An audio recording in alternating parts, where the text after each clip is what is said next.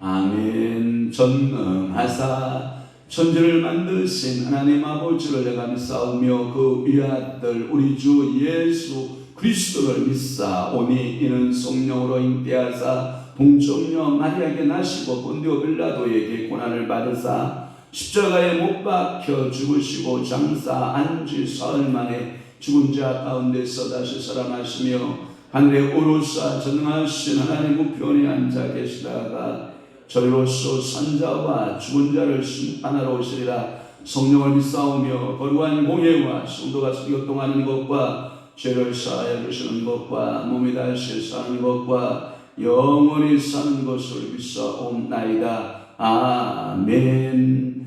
항상 경외하는 자는 복되거니와 마음을 완악하게 하는 자는 재앙에 빠지리라. 그렇습니다. 오늘도 우리의 마음 심령은 항상 여호와를 경외하며 항상 여호와의 말씀을 묵상하며 항상 하나님 아버지 앞에 찬양하는 자의 모습으로 항상 하나님 앞에 기도하는 마음의 자세로 항상 성령 충만한 하나님 아버지의 지혜자로 살아갈 수 있도록 우리 하나님께서 우리를 축복하여 주시기를 원합니다.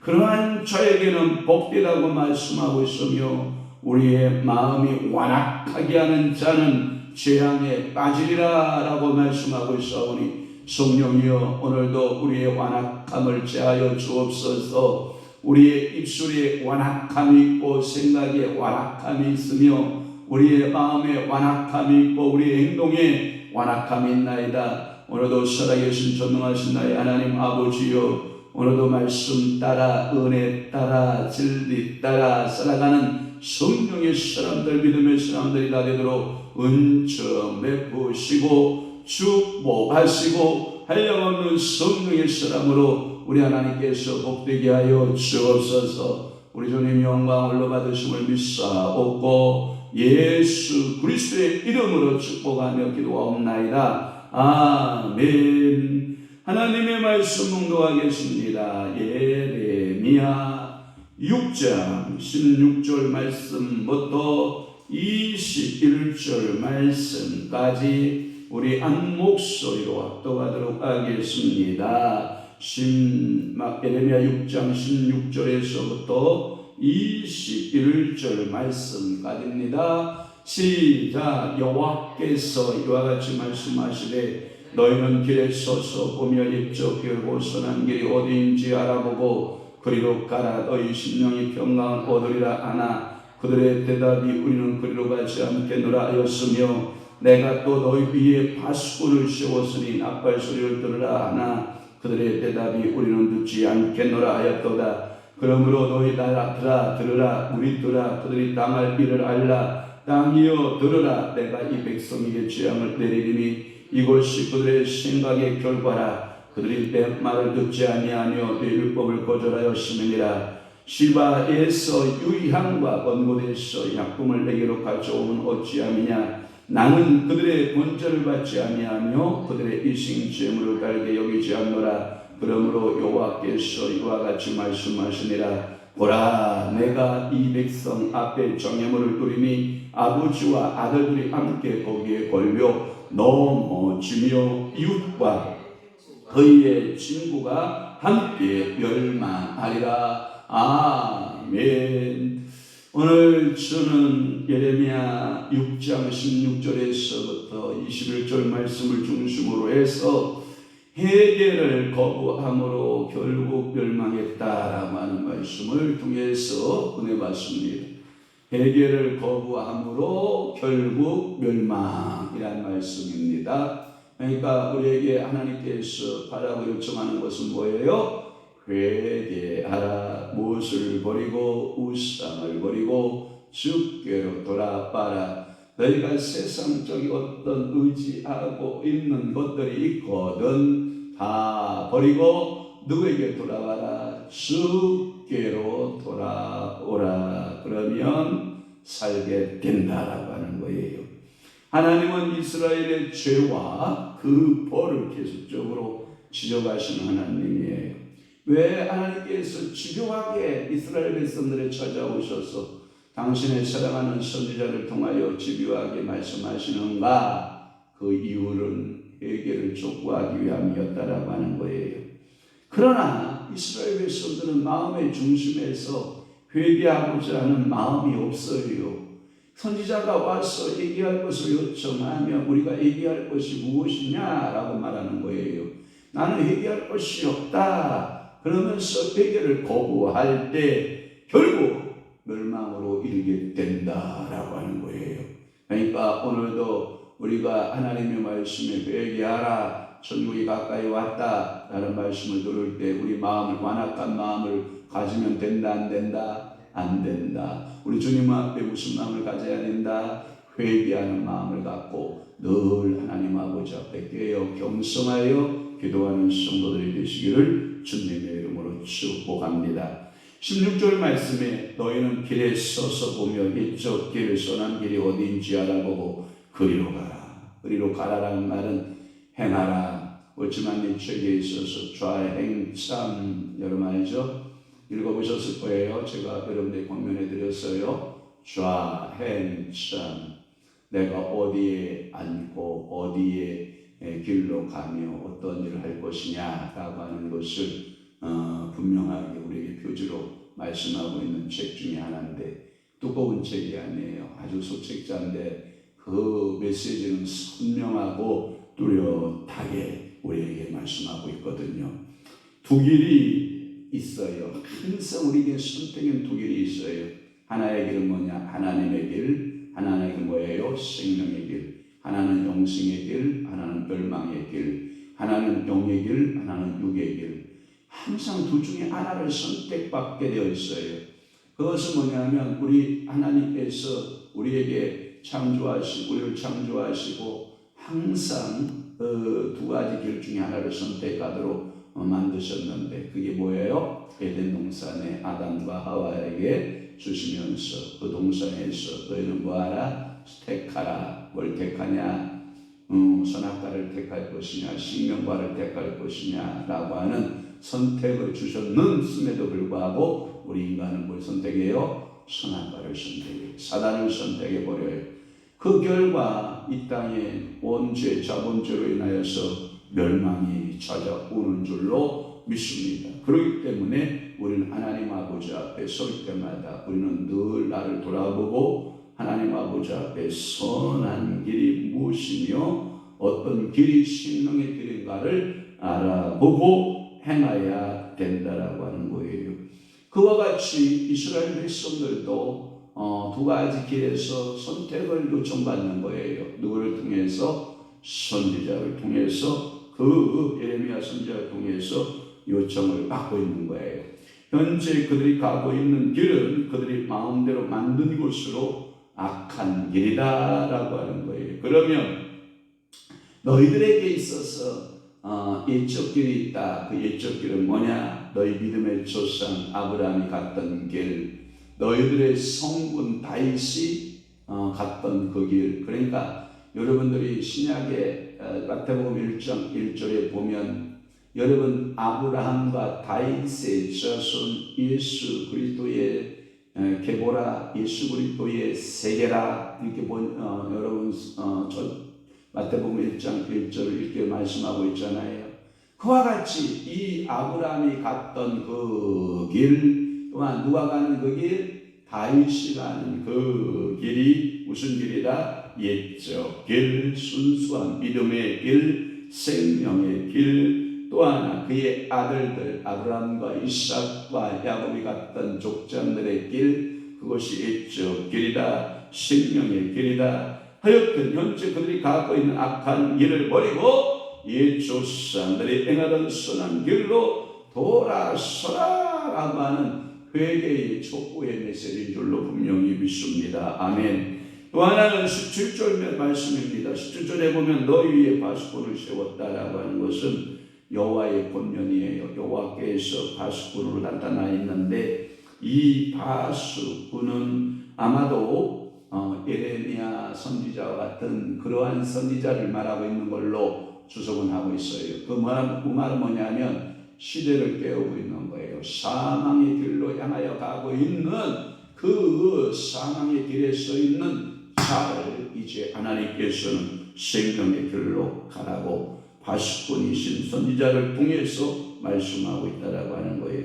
바스꾼의 사명이 뭡니까? 망대에 늘 서서 높은 망대에 서서 위로에 서서 적군의 동태를 살피고 경계의 대처를 취하면서 적군이 들어왔을 때 나팔을 불고 그리고 백성이 위험해서 건져내는 직분을 갖고 있는 것이 바스꾼의 사명이죠. 그래서 여러분들 성경에 보면 내가 밤에 새벽을 기다리는 바스꾼처럼 경성하는 마음이 필요하고 또 하나 여러분들이 하나님 앞에서 그 바스꾼에 경성하여 깨어있는 기도의 자세, 신앙의 자세, 믿음의 자세를 갖고 있는 것이 좋거든요. 그래서 나팔을 부른 사명이거든요.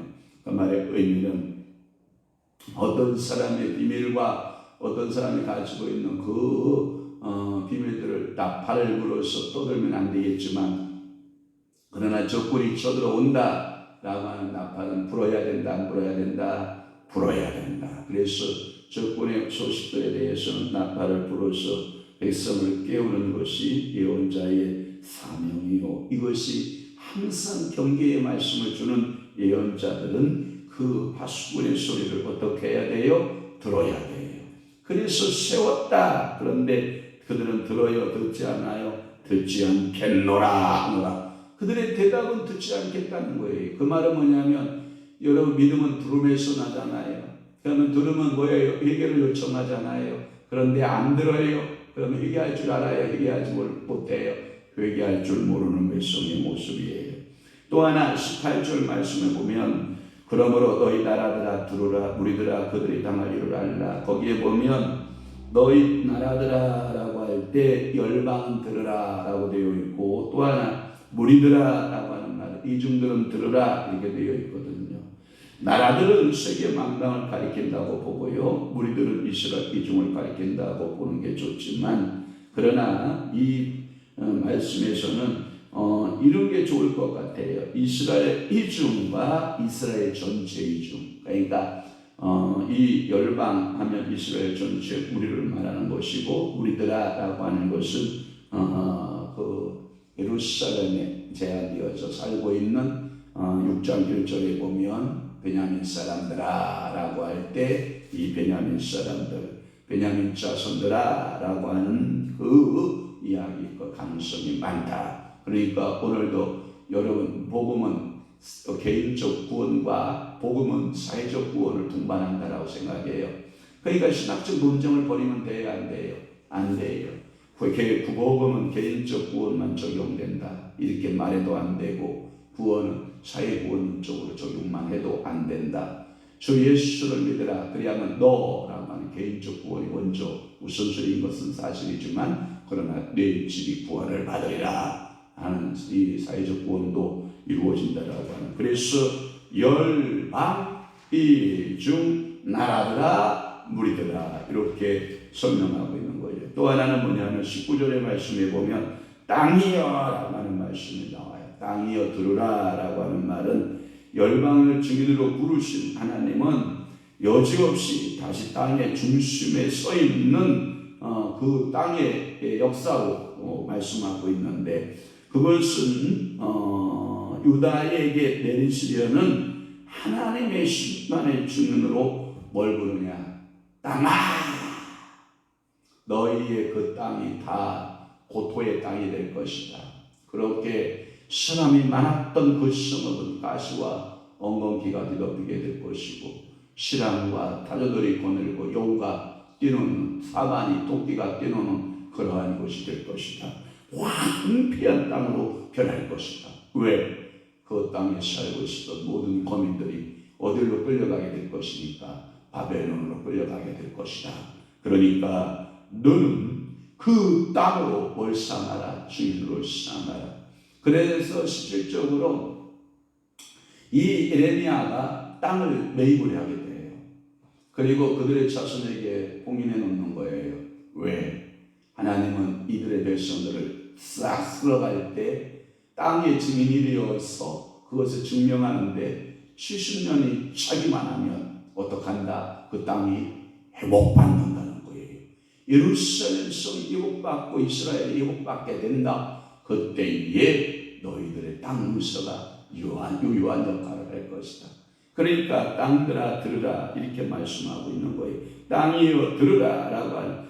그러니까 그 심판의 원인은 유다 백성들이 마음으로 하나님을 거역하고 하나님의 율법을 버린 데 있었다라고 하는 거예요. 그러니까 오늘도 우리는 그 법, 모세의 법, 하나님의 생명의 율법의 말씀을 버리면 된다 안 된다? 안 된다. 법대로 행하여 살아야 되는 줄로 믿습니다. 그러면서 20절 말씀은 시바에서 유향, 먼 곳에서 향품. 여러분 시바 하면 생각나는 게 뭐예요? 여왕 솔로몬의 지혜를 얻기 위해서 뭘 쓸고 와요? 바리바리 각종 그 보석들, 양품들, 향료들을 싣고 짐승들 때를 이끌고 누구에게 찾아와요? 솔로몬에게로. 아프리카의 지역에 살고 있는 시바. 그러니까 유향, 시바에서는 향이 유명하고요. 또 하나는 먼 곳이라는 단어가 썼어요. 이건 원방에서 향품을 가져왔다라고 할 때 여러분들이 이 팔레스틴 그러니까 근동 지역에서 항상 먼 거리를 말하면 극동 쪽으로 본 거예요. 그런데 여기에서는 아예 극동 중국이나 아니면 베트남이나 아니면 이 한국이나 일본이나 이쪽으로 보지 못한 거예요. 먼 곳으로 얘기할 때 인도까지 본 거예요. 인도까지. 그러면 인도하면 여러분들이 생각나는 게 뭐예요? 향이죠. 향. 무슨 향내가 나요? 저는 인도 사람 하면 늘 머릿속에 떠나지 않는 벚꽃들 뭐가 찡 하고 지나가는 게 하나가 있어요. 저는 카레 냄새가 지나가요. 여러분, 이 카레 냄새가 벚꽃 향 재료가 이게 아마도 외국인들이 그럴 거예요. 코리안 하면 생각나는 게 벚꽃에 찍 뭐가 지나가는 게 김치 뭐 이런 게 지나가듯이 아마 그런 것을 생각하게 하는 거예요. 그러니까 이 20절에서는 이스라엘 중심이 없는 의식적 예배를 규탄을 하면서 시바는 아라비아의 반도의 동남당에 있는 그러한 땅을 말하고 먼 땅은 인도까지. 그래서 여러분들이 바벨론의 큰 제국이나 이 바사, 이 페르시아의 큰 제국을 통치를 어디까지 보는지 알아요? 인도에서부터 시작을 보는 거예요. 여러분 생각나죠? 그래서 128도를 다스리잖아요. 엄청난데 그게 세력이 어디까지다? 인도까지다. 이렇게 보면 여러분들이 성경 해석에 어렵지 않아요. 그러니까 원방은 인도로 믿어지고요. 유다의 백성들은 그와 같은 거대한 유향과 향품을 구하려 위협적으로는 하나님 아버지 앞에 그런 것들을 구해다가 제사를 드렸어요. 하나님은 그 제사를 원치 않으시거든요. 하나님은 그 제사보다는 하나님께 마음의 중심을 깨고 하나님 앞에 회개하고 통회하며 나아가기를 원하지만 이들은 하나님은 향품과 향료를 좋아하신다. 이런 것을 통해서 예배하면 하나님 받으실 것이다. 이렇게 생각을 하는 거예요. 마치 오늘날 교회로 말하면 이런 교회의 모습일 수도 있어요. 화려한 예배의 의식은 있는데 그 속에 하나님의 성령의 영이 임재하지 않는 그런 모습들을 우리는 경험하거든요. 그러니까 화려한 예배보다 그 예배자들의 마음 심령 속에 뭐가 있어야 돼요? 통회하고 자복하는 마음이 있어야 돼요. 교회당은 화려해지고 목사들의 가운도 화려해지고 모든 교회의 그 예배의 형식은 아주 심플하고 젠틀하지만 그 속에 하나님을 향한 경외심이나 하나님을 향한 통회의 마음이 없다면 이 또한 문제가 크다라고 하는 거예요. 그러니까 오늘도 여러분들은 원방을 쫓아다니면서 향품을 구하려고 여러분들이 유향을 구하려고 나는 이것은 하나님께 드려야 된다 이렇게 생각을 하는 마음 자세로 하나님께서 원하시는 마음에 통해하는 그 예배를 드리지 않고 있다고 하면 우리는 하나님 앞에 잘못된 예배를 드리고 있다라고 하는 것이죠. 그래서 하나님은 영이시다. 그렇기 때문에 영과 진리로 예배해야 된다. 그래서 사무엘상 15장에 보면 사울 왕이 전쟁에 나가서 모든 것 다 도력하시오라고 하는 것이 사무엘 선지자의 메시지거든요. 그러면 도력을 요청했을 때 그 사무엘이 나가서 뭐하면 사울 왕이 나가서 그 명령에 순종에 따라서 다 도륙하고 멸하면 되잖아요. 그런데 가장 아름답고 가장 좋은 짐승들을 가축들을 가지고 돌아온다고요. 그러니까 그들이 배고프니까 울어야 하는 거예요. 고발하려고 울죠. 우에하고 울죠. 매하고 울잖아요. 그러니까 사무엘이 사울왕을 향하여 그렇게 말하죠. 왕이시여 저 짐승의 소리는 도대체 무슨 소리입니까? 라고 그 회개를 요청하는 거 아닙니까? 그때 뻔뻔스러운 사울왕은 회개해요 안 해요? 할 줄 모르고 아주 값지고 흠없는 송아지나 양들은요 내가 하나님 아버지 앞에 짐을 드리려고 가져왔나이다. 그러니까 사무엘 선지자가 하는 말이 수많은 그 재물의 기름보다 하나님은 뭐하는 것을 요청을 받으신다. 순종하는 제사를 받으신다. 순종하지 않고 거역하는 아무리 재물이 좋다 해도 내가 받는다 안 받는다? 안 받는다. 그 말씀을 하고 있는 것이 사무엘상 15장 내용 아닙니까? 그와 같이 오늘도 우리가 이 새벽에 하나님 아버지 앞에 내가 무엇을 드려서 하나님의 마음을 기쁘게 할까? 간단해지죠. 아주 단순하지요. 내 영을, 내 마음과 내 심령을 주님 앞에 드렸을 때 하나님은 그것을 산제사로 산제물로 받으시고 그 기도를 받으시고 응답하신 하나님을 우리는 찬양하게 되는 줄 믿습니다. 또 마지막으로 21절 말씀에 보면 내 백성 앞에 장애물을 두겠다라고 하는 거예요. 이 장애물을 둔다라고 하는 것은 거스르는 것들을 둔다 이 말이에요. 그러니까 여러분들의 인생 가운데 장애물 만나면 괴로워요, 안 괴로워요? 괴로워요. 제가 목회를 하면서도 사단이가 수많은 내 마음을 갖고 노는 것을 보아요. 그때마다 제 마음이 괴로워요. 그때 제가 하나님 아버지 앞에 선포해요. 저는 할 수 없으니 성령님 찾아가셔서 그 속에 사단의 마음, 사단이 역사하고 그 마음을 사로잡고 있는 장애물들을 예수의 이름으로 걷어가 주옵소서라고 선포하고 기도할 뿐이에요. 그러면 어느덧 예수님께서 그 모든 장애물을 걷어가시고 일하시고 역사하시는 좋으신 하나님이심을 저는 분명히 믿습니다. 할렐루야. 이렇게 우리 앞에 거침은 우리가 하여금 하나님께로 돌아갈 수 있는 기회를 만드시는 거거든요. 만약에 여러분들이 거침이 없이 여러분들의 인생에 한결로 쭉 뻗어나간다. 안 봐도 정답입니다. 그게 뭐예요? 교만이에요. 교만. 뭐가 있다?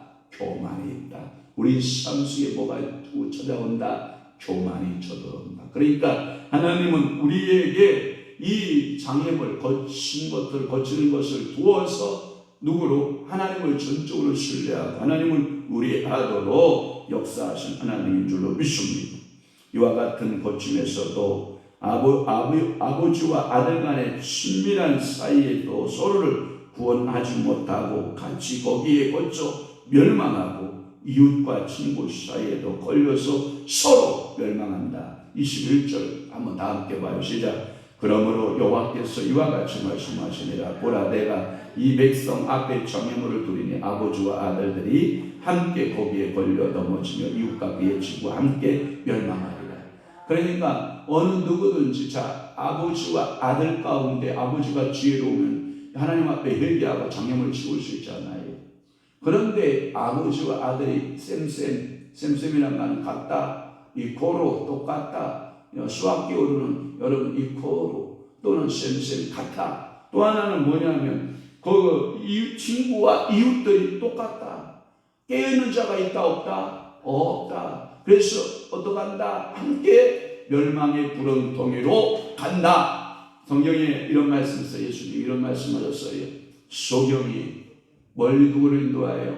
소경을 인도하면 둘이 함께 어떡하여? 구덩이에 빠진다. 그 말은 뭐냐면 소경님들 인도자여, 그대가 소경을 인도한다면 똑같다. 이코르 멸망.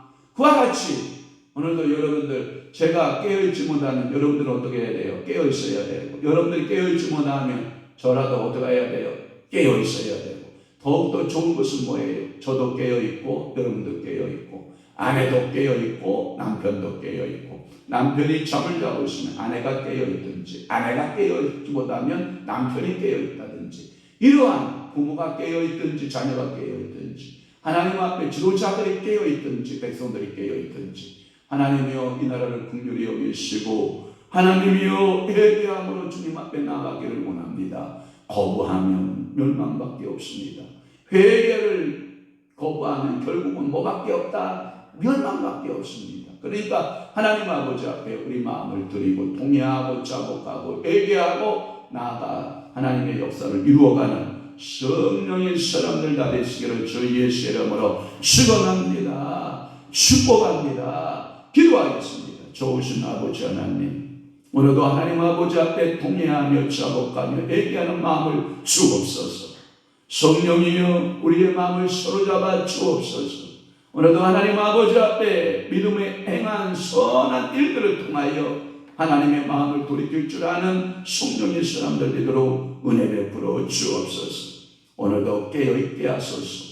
파수꾼의 사명이나이다. 오늘도 이 새벽 제단에 사랑하는 귀한 성도들이 깨어 기도할 때 그 사명 감당할 줄로 믿습니다. 하나님 은혜 베풀어 주옵소서. 지금은 우리 주 예수 그리스도의 은혜와 하나님 아버지의 극진하신 사랑하심과 성령님의 감화 교통 내주 유료사 충만하시니 오늘도 성령님 오셔서 찔러주세요. 회개케 하여 주옵소서. 생각을 하나님 앞에 찔러주소서. 마음을 찔러주소서. 의지를 찔러주소서. 그렇게 성령님 의탁하여 회개하기를 사모하는 사랑하는 귀한 성도들의 심령 위에와 교회 위에 이제로부터 영원토록 함께 있을지어다. 아멘. 우리